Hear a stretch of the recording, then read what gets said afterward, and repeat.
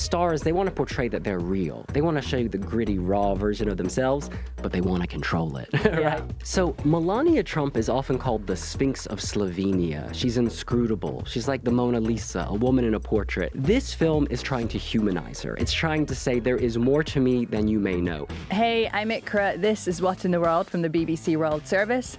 What do Taylor Swift, Tyra Banks, and Melania Trump have in common? All very powerful, famous women, yes. But they're also all fans of the Tell-All documentary. You know the type I mean, going behind the scenes of day-to-day life, giving us a glimpse of what it's like to be super famous. There's a bunch of these popping up on streaming sites everywhere at the moment. Do they actually tell us anything new though? Or is it more about becoming even more famous, controlling the public image? That's what we're going to be chatting about today. Let's get into it. So there's only one man we could bring in for this, our culture king, William Lee Adams from the team. Hey. Hey, Ikra. Okay, so William, before we get into it, there's been a bunch of these celebrity-led documentaries, docu-series popping up from the movie studios, the streaming sites. Why is there such a push on them?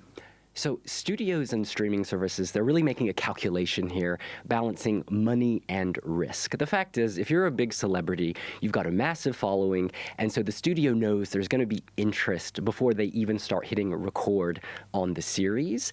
And they know that the fandom for these stars, Beyonce, Taylor Swift, they're going to turn up no matter what their star does.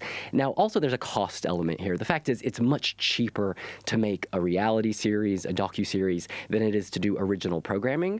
If you're making original programming, you have to build massive sets. You have to hire entire crews, hire actors. But for these docuseries, you're really just following someone around with a camera. It might be in their home, so you don't have to build a set. It might be at a concert, which is already scheduled and already built. So in this golden age of streaming, streamers and studios see a real opportunity. I just want to throw one number at you. In 2023, when Taylor Swift released the concert film for her Eras tour, it grossed $260 million. Wow. Yeah, so you can see the returns are pretty big. Yeah, absolutely. I mean, that connects to the next point I was going to make is what's in it for the celebrities? Like, why are they keen to make these kind of films? Sure. So on one level, it is about cash. As we just heard, you can bring in a lot of money. They can push merchandise. They can sell tickets for future concerts. They can sort of keep themselves culturally relevant. But the other aspect to this is that they're able to tell their story in their own words. They can sort of change a narrative that might be brewing out there.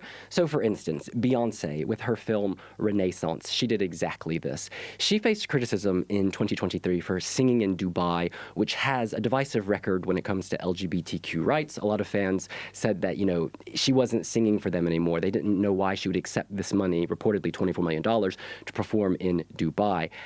She never addressed that publicly. She's never responded to that criticism. However, in Renaissance, the film that her production house created, she focused on her cousin, her gay cousin, who she called Uncle Johnny. And essentially, she centered how queer culture, people from the queer community had played a huge role in her life. Now, she's not just speaking to her audience there. She's also speaking to studios, to brands. She's saying, I'm not problematic. And in an image-conscious economy, that's huge. So let's break this down with some actual examples. Netflix is coming out with Reality Check Inside America's Next Top Model. What's that about? Sure. So America's Next Top Model was a TV show searching for America's Next Top Model, and it was fronted by the supermodel Tyra Banks. It initially ran from 2003 to 2018. Now, it resurfaced during the pandemic, and a whole new generation of young women discovered it, and they found it really controversial and unsettling. This stemmed from the fact there were photo shoots where women had to swap race. People accused them of essentially using blackface. There were other photo shoots where women had to pose as victims of violence. It was seen to be glamorizing violence. And then women were also subjected to these harsh makeovers. One woman was asked to go to the dentist to have her teeth widened, and another woman was sent to the dentist to have her gap narrowed. So essentially, people said this show is racist, it's encouraging the objectification of women. And so this docuseries on Netflix is seen as Tyra finally responding to all of that criticism. The the start of the trailer, she actually says, I haven't said much, now's the time. And so what about when these controversies were happening? Did Tyra or a producer say anything about them? So in 2020, a lot of this criticism started surfacing on what was then called Twitter. We call it X now. And Tyra actually responded. She said, quote, been seeing the post about the insensitivity of some past ANTM moments, and I agree with you. Looking back, those were some really off choices. And then in a separate statement, she addressed the race-switching photo shoot, which I should point out was repeated again 7 seasons later. She said, quote, I want to be very clear. I in no way put my top models in blackface. I'm a black woman. I am proud. I love my people. And the struggle that we have gone through continues. And the last thing that I would ever do is be part of something that degraded my race. She apologized to anyone who was offended. And she went on to say there was a misunderstanding. She said that the intention of the photos was to, quote, spread beauty and break down barriers. Now that separates it from blackface, which was used historically to denigrate and demean African Americans. And in fairness to Tyra, we should point out that back in 2004, 2005, 2006, the early years of the show, these topics were not as controversial as they are today. The show in many ways reflects the zeitgeist in which it was created. Indeed, many of the women who participated in those photo shoots, they have subsequently said that at the time, they didn't mind. You know, they saw it as another challenge. They were just getting into the role. They were acting.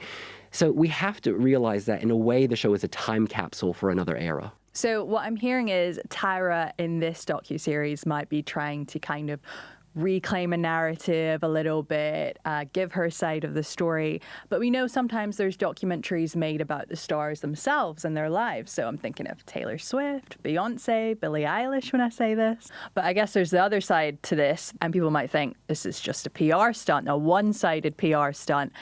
We've spoken to some Taylor Swift fans to get their take on that. Hi, my name is Esther. I'm a 27-year-old film director and I'm from Mallorca, Spain. I really love documentaries about artists. I watch a lot of them. But I think they are usually a marketing tool. With the latest Taylor Swift documentary, I actually got annoyed. Even though I'm a fan, it felt very obvious it was a PR move. I know it's always going to be PR to some extent, but I think there's a difference between doing it honestly and doing it blatantly. Hi, my name is Zawadi. I'm 25 from upstate New York, and this is my kind of take on Taylor Swift making her own documentaries about herself.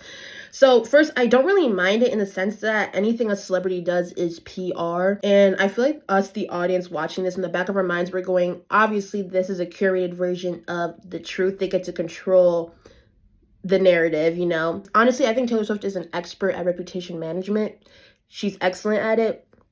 So at the end of the day, it doesn't even matter if it's authentic or not because curiosity sells and her fan base will literally die behind her. So, yeah. And speaking of Taylor Swift, she has her own production company, right? Is it normal for stars to do that, have that kind of control over this kind of content that they put out? Yeah, increasingly we're seeing that the top stars do have production companies, particularly when they're making films about themselves. So Beyonce has Parkwood Pictures, Taylor Swift has Taylor Swift Productions. The footballer David Beckham, he owns Studio 99. They made a docuseries about him for Netflix. And there are a few reasons why they do this. The first is really the authenticity paradox, you can call it.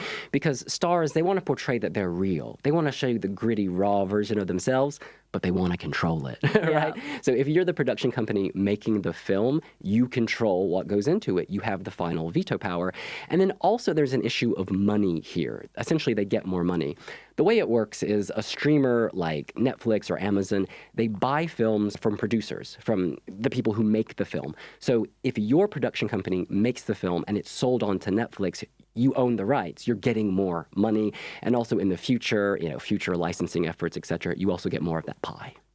It's giving real, but make it not too real at the same time as well. Okay, so we've spoken about America's Next Top Model, Taylor Swift. Sometimes these docuseries cross over into politics, of course.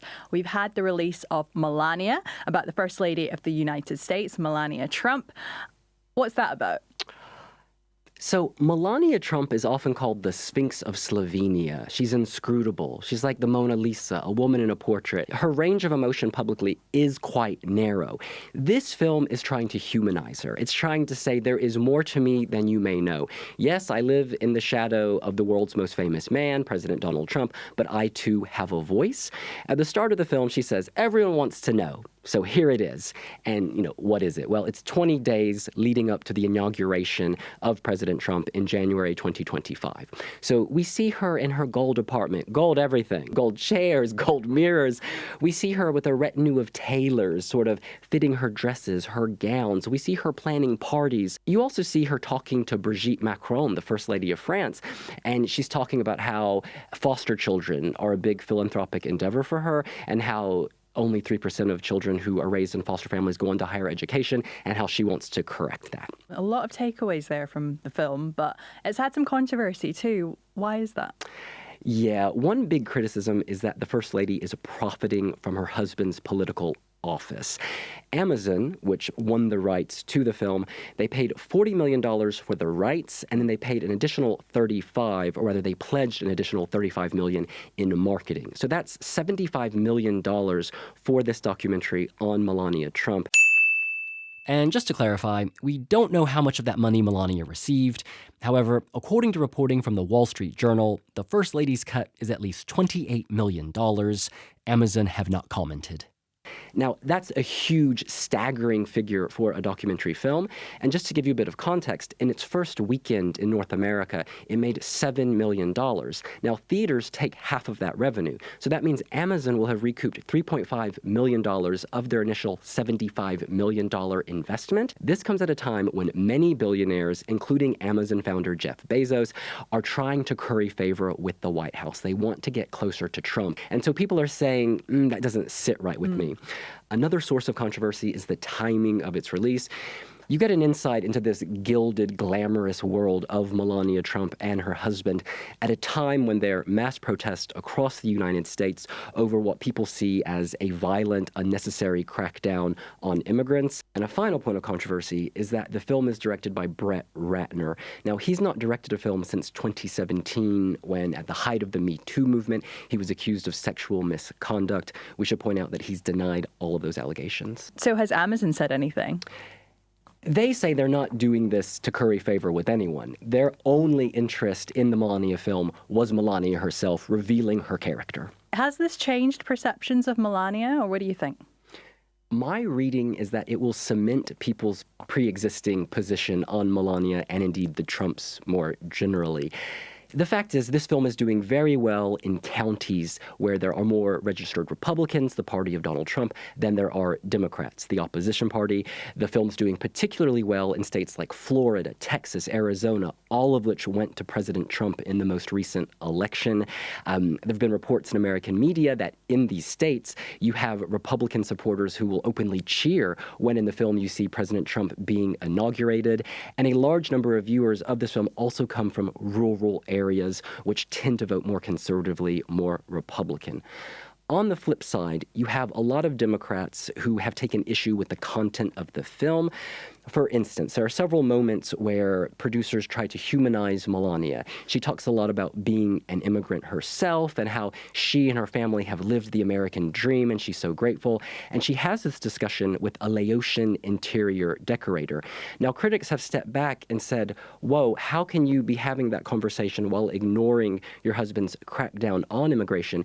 And indeed, while your husband has put Laos on a list of 75 countries where he's restricting visa access. Another moment that critics point to is when Melania Trump is discussing how she and her son Barron don't want to leave the limousine during the inaugural parade for fear of political violence. A lot of critics have said, well, your husband contributed to the climate of political violence with his harsh rhetoric. We've spoken about America's Next Top Model, Taylor Swift, Melania Trump. These films, though, William, would you say they're journalism? In a sense, yes, because there are facts, there are real people, there are real events. But what's lacking is sort of the rigor, the pushback, the interrogation, and the balance. I'd say that they read more like authored narratives or memoirs or even public relations management as opposed to straight journalism. They focus on perspective rather than scrutiny. So yes, they are interesting, but you shouldn't read them as balanced reporting. William, thank you so much. It's been so good to have you. Thanks so much, Ikra. And that's it from us. Remember, you can comment, like, and subscribe at any time. And especially if you've got some ideas for things we should be talking about in your part of the world. For now, I'm Ikra. This is What in the World from the BBC World Service. And I'll see you guys next time. Bye.